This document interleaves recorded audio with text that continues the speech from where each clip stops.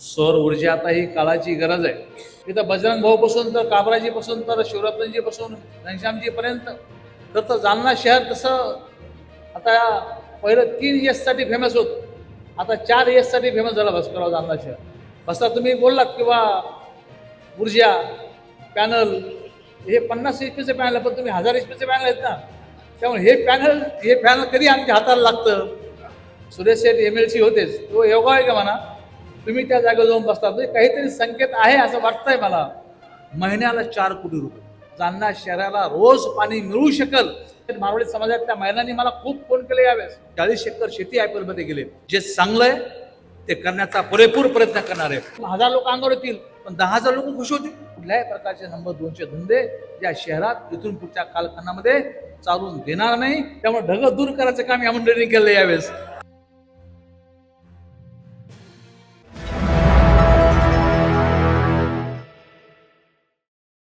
आज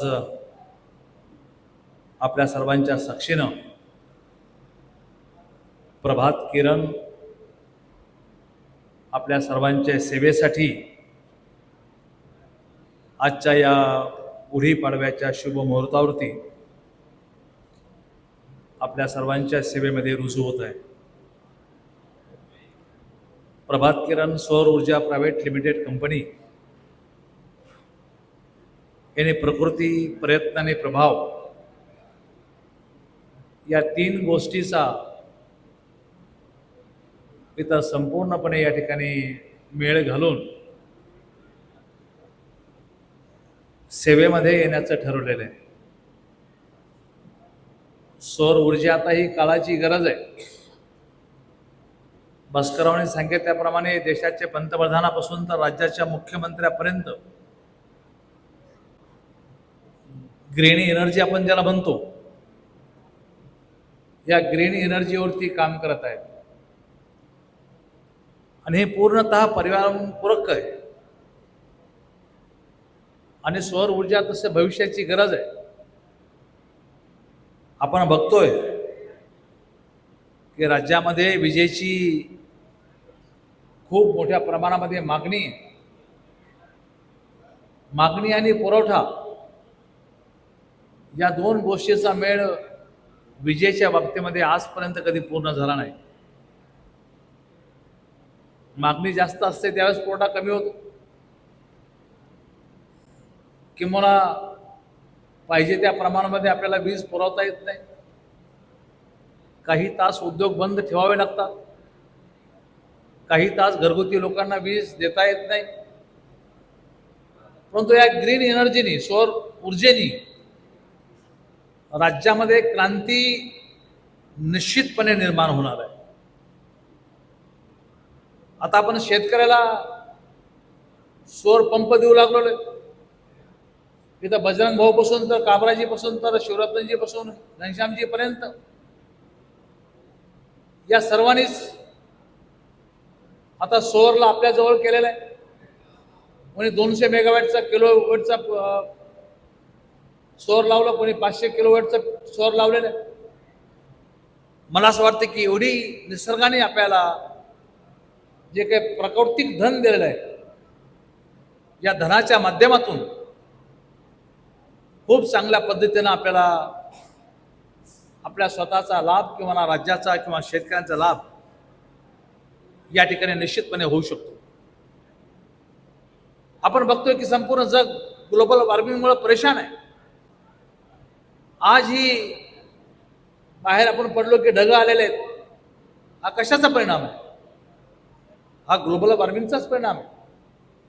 मग अशा या परिस्थितीमध्ये जे काही प्राकृतिक साधन आहेत, या प्राकृतिक साधनाचा सर्वांनी उपयोग करणं हे निश्चितपणे काळाच्या गरजेप्रमाणे सुद्धा, मानवांच्या सुद्धा गरजेप्रमाणे महत्त्वाचं या ठिकाणी होऊन बसलेलं आहे. यातून काय होणार आहे? मनुष्य झगडतो कशासाठी? एक तर आपली आर्थिक बचत या ठिकाणी झाली पाहिजे. आणि खऱ्या अर्थाने आर्थिक बचत तुम्हाला इथून होणार आहे. तुम्हाला रॉ मटेरियल लागणार आहे. साखर कारखाना सुरू करायचा तर अन्न आपल्याला ऊस लागतो किंवा तेलाचा कारखाना सुरू करायचा तर सोयाबीन लागेल, शेंगदाणे लागतील, कढी लागतील. पण इथं तुम्हाला हे प्राकृतिक निश्चितपणे ऊर्जा केंद्र या ठिकाणी आपल्या समोर आहे.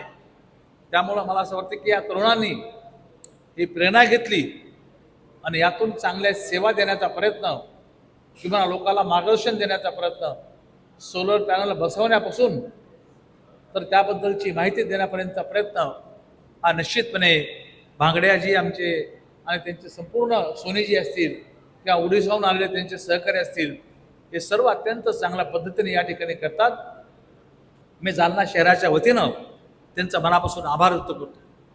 खरं तर जालना शहर तसं आता पहिलं 3 एससाठी फेमस होतं, आता 4 एससाठी फेमस झाला भास्करराव जालना शहर. तर पहिली गोष्ट आहे जालना यस म्हणजे स्टील, दुसरी गोष्ट आहे यस म्हणजे स्टील, तिसरी गोष्ट आहे ती तुमची आमची शिवसेना, आणि चौथी गोष्ट आता सोलर.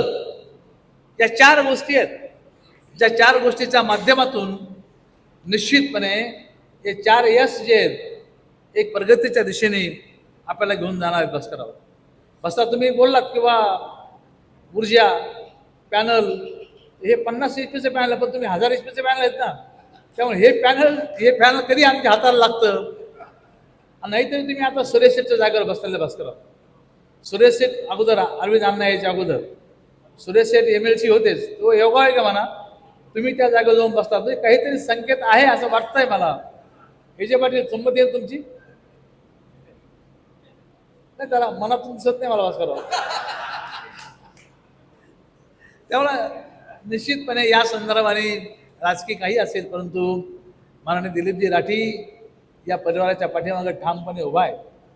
आणि ज्यांच्या पाठीमागे दिलीप राठी उभा आहे, खरं तर अत्यंत जिद्दीने आणि अत्यंत ताकदीने उभा राहणारे कार्यकर्ते म्हणून दिलीप शेठ यांची या शहरामध्ये ख्याती आहे, त्यांचं नाव आहे. आणि मला खात्री आहे एखादी गोष्ट दिलीप शेठने आम्हाला सांगितली किंवा उद्योजकाला सांगितली तर कोणी नाही म्हणणार नाही. एवढा प्रभाव किंवा एवढं प्रेम त्यांचं निश्चितपणे आमच्या सर्वांवरती या ठिकाणी आहे. मी त्यांना म्हटलं बोलता बोलता, आता यार तुम्ही 1 महिन्या अगोदर जर सांगितलं असतं तर आता जो जालना महानगरपालिकेला मी 95 कोटीचा सोलरचा प्रोजेक्ट आणला, हाच तुम्हाला देऊन टाकला असता, हाच तुम्हाला देता आला असता. मला आपल्या गावातल्या लोकांना द्यायला मला कुठल्या प्रकारची अडचण गेली नसती. पण ठीक आहे, पुढच्या कालखंडामध्ये सुद्धा अनेक प्रोजेक्ट या माध्यमातून येतील आणि ते निश्चितपणे आपल्या शहराला देण्याचा प्रयत्न करू. त्या शहराला निश्चितपणे आपण पुढच्या कालखंडामध्ये संपूर्ण शहरातल्या लाईट असतील किंवा या सर्व गोष्टी असतील या सोलरशी आपण या ठिकाणी कनेक्ट करणार आहोत. एक सोलर आपण 95 कोटीचं लावल्यामुळं जालना महानगरपालिकेला किती पैसा बचत होणार आहे? महिन्याला 4 कोटी रुपये, महिन्याला 4 कोटी रुपयाची बचत होणार आहे. मग तो 4 कोटी जे वाचणार आहे, आता हे 4 कोटी रुपये दर महिन्याला वाचतील तर हयात वाचतील. जोपर्यंत महानगरपालिका तोपर्यंत वाचणार आहे. मग हे 4 कोटी कुठं खर्च होणार आहेत? जे विजेच्या बिलावरती जाणार होते ते खर्च कुठं होणार आहे? तुमच्या सर्वांच्या सुखसोयीत खर्च होणार आहे. त्यामुळं आता हे या बेसिक गोष्टी ज्या आम्ही करायला लागलेलो आहेत त्या निश्चितपणे लक्षात असून द्या. या शहरातल्या बेसिक गोष्टी ज्या महत्त्वाच्या गोष्टी आहेत, मग त्यातले DP रोड असतील, त्यातले ही विजेचा प्रश्न असेल, त्यामध्ये पाण्याचा प्रश्न असेल, हे सर्व प्रश्न आम्ही अत्यंत बारकाईने निश्चितपणे सोडून घ्यायला लावलो. मी तुम्हाला शब्द दिलेल्या निवडणुकीमध्ये की मी जालना शहराला रोज पाणी द्यायचं वचन किंवा हमी तुम्हाला या ठिकाणी देतो. अजून तुम्ही मला 7 महिन्याचा अवधी द्या. अजून 7 महिन्यानंतर, 7 ते 8 महिन्यानंतर, 8 महिन्यानंतर तुम्हाला जालना शहराला रोज पाणी मिळू शकेल अशा प्रकारची व्यवस्था या ठिकाणी आम्ही करून ठेवलेली आहे. आता जालना शहराला फक्त 25 MLD पाणी मिळतं भास्करराव, 20 MLD पाणी मिळतं जायकवाड येतो, 5 MLD पाणी मिळतं संत गाडगे बाबा घाणेवाडी तलावामधून मिळतं, 25 MLD. तुम्हाला किती पाणी लागतं रोज? 55 MLD, 50 MLD पाणी रोज लागतं. मग आता आणायचं पाणी कुठून? आपली योजना तर 60 MLDची भास्कररावांनी बनवलेली 60 MLDची योजना आहे. मग त्या मोटरा पूर्ण क्षमतेने चालवता येत नव्हत्या. चालवल्या तरी तिथं यंत्रणा नव्हती फिल्टरची. मी निवडून आल्यानंतर तातडीनं आम्ही 35 MLDचा तुमच्या गावात अंबडमध्ये 35 MLDचा फिल्टर पॅन बाजायला सुरुवात केली. फिल्टर पॅन आता टेक्निकल बाबी थोड्याशा, त्याला थोडासा अवधी लागेल, 7-8 महिन्याचा अवधी लागेल. परंतु आता जेव्हा 7 ते 8 महिन्यानंतर जेव्हा फिल्टर प्लॅन तयार होईल, पहिलं मिळणारं 25 MLD पाणी आणि आता जो आम्ही फिल्टर बेड बांधतो त्यातून मिळणारं 35 MLD फिल्टरचं पाणी किती होतं? 35 आणि 25 60 MLD. 5 MLD आपण लॉस धरू, जालन्याचा 5 MLD लॉस धरू, तुम्हाला या ठिकाणी 50 ते 55 MLD पाणी या 8 महिन्यामध्ये देण्याची जबाबदारी भास्करराव आपली सर्वांची निश्चितपणे या ठिकाणी आहे. त्यामुळे आपण या शहराला एक वेगळ्या दिशेने या ठिकाणी घेऊन जाण्याचा प्रयत्न उद्योगात असेल किंवा इतर असेल. मी मगाशी घनश्याम शेठला बोललो होतो. घनश्याम शेठ मारवाडी समाजातल्या महिलांनी मला खूप फोन केले यावेळेस. त्यांनी सांगितलं की भाऊ तुम्ही फार चांगला मुद्दा सभा अण्णा तुम्ही त्या मुद्द्याचा उल्लेख केला, IPLचा उल्लेख केला. आता IPLचा उल्लेख केला भास्करराव, ही गोष्ट खरी आहे की खूप लहान तरुण मुलं या IPLच्या खूप भास्करराव, एक शेतकरी तुम्ही असा मला फोन केला की भाऊ माझी 40 एकर शेती गेली मी IPL मध्ये. 40 एकर शेती IPL मध्ये गेले. कित्येक उद्योगी लोकांची मुलं या IPL मध्ये बर्बाद होऊ लागले आहेत. मला अनेकांनी व्हॉट्सअपवर टाकलं, अनेकांनी मला पर्सनल मेसेज दिला की साहेब हे बघा तुमच्यामुळं तुम्ही जर हा प्रश्न अगोदर काढला असता तर आमचे हे पैसे वाचू शकले असते. पण ठीक आहे, पुढची बर्बाद होणारी पिढी आपण वाचवायचा प्रयत्न. त्यामुळे माझा शब्द तुम्हाला आहे, मी अजिबात कोणालाही घाबरणार नाही. जे चांगलं आहे ते करण्याचा पुरेपूर प्रयत्न करणार आहे. किती लोक अंगावर आले आता अजिबात घाबरणार नाही. आपण घेतलं हातामध्ये, पण अंगावर येतील लोक. काही लोक 1000 लोक अंगावर येतील, पण 10,000 लोक खुश होतील. IPL मधून 5-10 हजार लोक होतील, 2-5 हजार लोक नाराज, परंतु 10-20 हजार 5-50 हजार लोक खुश होतील. आम्हाला निश्चित आमची तयारी, आमची मानसिकता आहे. नंबर 2च्या धंद्यावर निश्चितपणे नीट करायचं, ही मी मानसिकता या ठिकाणी ठरवून घेतलेली आहे. त्यामुळे कुठल्याही प्रकारचे नंबर 2चे धंदे या शहरात इथून पुढच्या कालखंडामध्ये चालून देणार नाही, ही जबाबदारी मी स्वीकारलेली आहे. आणि तरुण त्यापासून दूर कसा राहील, मी बटनच्या गोळ्या आता बंद करून टाकू. बटनच्या गोळ्या तुम्हाला सापडणार नाही. असतील कुठं तर मला गुप्त रिपोर्ट द्या.